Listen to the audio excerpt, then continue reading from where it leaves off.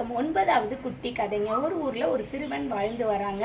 அவன் ஒரு பறவைய பார்க்குறான். அந்த பறவை ரொம்ப அழகா பாடுதுங்க. அத ரொம்ப ஆசைப்பட்டு வீட்டுக்கு எடுத்துட்டு வந்து ஒரு கூண்டுக்குள்ள வச்சு வளர்க்குறாங்க.